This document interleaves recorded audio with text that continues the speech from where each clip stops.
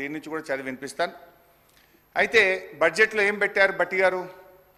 2023-24 సంవత్సరంలో అంటే ముగిసిన ఆర్థిక సంవత్సరంలో కేంద్ర ప్రభుత్వం నుంచి మనకు వచ్చినటువంటి గ్రాంటు 9,729 కోట్లు.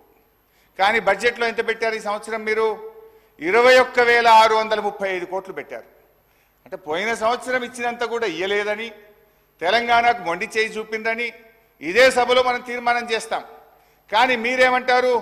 21,636 కోట్లు కేంద్ర ప్రభుత్వం నుంచి వస్తుందని బట్టి గారు ఈ బడ్జెట్లో పెట్టారు.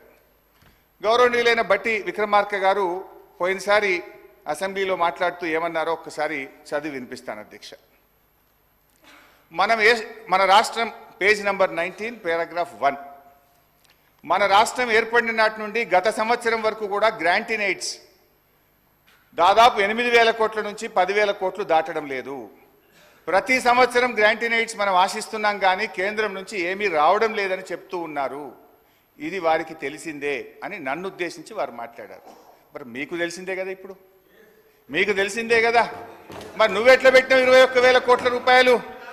అంటే ఈ బడ్జెట్ అవాస్తవాలతో కూడుకున్నటువంటిది. 21,636 కోట్లు కేంద్రం నుంచి గ్రాంట్ల రూపంలో వస్తుందని ఏదైతే పెట్టారో ఇది వాస్తవాలకు దూరంగా ఉంది. ఇకపోతే అధ్యక్ష, అంటే ఇంకా బాగా అర్థం కావాలంటే బట్టి గారికి నేను సెంట్రల్ బడ్జెట్ కూడా చూశాను. ఏమైనా పెరిగిందా, నిజంగానే ఏమైనా వస్తుందా? బట్టి గారు బాగా ఆలోచించి పెడతారు కదా, ప్రతిపక్షంలో అనుభవజ్ఞులు కదా అనుకున్నా. సిఎస్ఎస్ కింద 2023-24 సంవత్సరానికి కేంద్ర ప్రభుత్వం పెట్టింది 4,60,614 కోట్లు. ఈ సంవత్సరం సిఎస్ఎస్ కింద సెంట్రల్లీ స్పాన్సర్డ్ స్కీమ్స్ కింద రాష్ట్రాలకు ఇచ్చే డబ్బు ఈ సంవత్సరం ఎంత పెట్టారు అని చూశాను. 5,05,978 కోట్లు. అంటే గత సంవత్సరం కంటే 45,000 కోట్లు సిఎస్ఎస్లో ఎక్కువ పెట్టారు. అంటే దేశం మొత్తానికి 28 రాష్ట్రాలు కేంద్రపాలిత ప్రాంతాలకు కలిపి వాళ్ళు పెంచింది 45,000 కోట్లు. కానీ మా గౌరవనీయులైన ఆర్థిక మంత్రి గారు ఒక్క మన రాష్ట్రానికే 12,000 కోట్లు గత సంవత్సరం కంటే అదనంగా వస్తాయని పెట్టారు. ఇది సాధ్యమా అని నేను అడుగుతా ఉన్నా. ఇకపోతే ట్యాక్స్ రెవెన్యూలో చూస్తే అధ్యక్ష, పోయిన సంవత్సరం కంటే ఈసారి 26,383 కోట్లు ట్యాక్స్ రెవెన్యూ ఎక్కువ వస్తుందని వారు బడ్జెట్లో ప్రతిపాదించారు. ఇందులో ఏమంటారు? అసలు వాస్తవానికి ఇంత గ్రోత్ ఒక్కసారి రాదు అధ్యక్ష.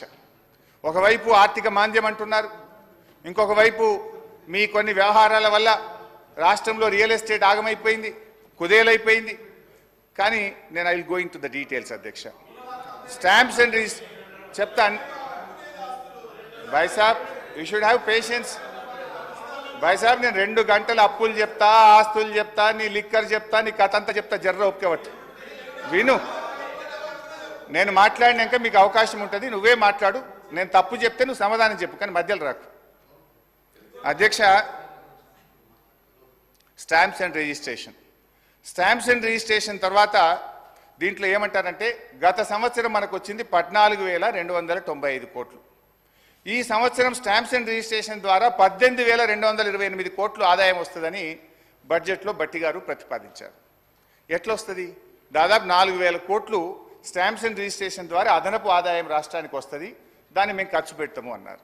నేను అడుగుతా ఉన్న గౌరవనీయులు బట్టి గారు, ఒకవైపు ఏమో మీరు వచ్చిన తర్వాత గత 8 మాసాలుగా చూస్తే మంత్ ఆన్ మంత్ మనకు స్టాంప్స్ అండ్ రిజిస్ట్రేషన్ ద్వారా వచ్చే ఆదాయం తగ్గుముఖం పట్టింది.